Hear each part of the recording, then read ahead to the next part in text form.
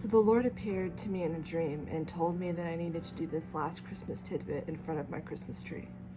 I'm just kidding, that didn't happen. But speaking of dreams, my final tidbit for this little tidbit series is about Joseph. Not the Joseph that interpreted dreams in the Old Testament, the Joseph, Jesus' stepdad, the guy who the angel appeared to every time that Jesus needed to be relocated. You've got Joseph, who is just a carpenter by trade. We already talked about Zechariah, who was John's dad, and he was an actual priest. Talked about other people that knew a lot about religious law and things like that. Here's Joseph, though, the guy that God chooses to take Jesus and Mary to and from all these different locations to keep them safe. He probably knows very little about religious law. He probably knows enough to do Passover every year and the religious customs of that time. But all of these things that were happening were prophecies being fulfilled. There's a prophecy that the child would be born of a virgin, that he would be born out of Bethlehem, that he would flee to Egypt. So every single time that Joseph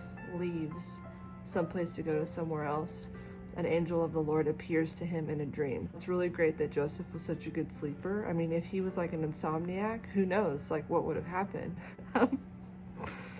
But because he was such a great deep sleeper, the Lord was able to appear to him in these dreams. If Mary had been engaged to anybody else, they could have fabricated the whole thing. They could have been like, well, I know what the prophets say, and so I'm going to take him here, then I'm going to take him here, and it's all going to line up so perfectly so that...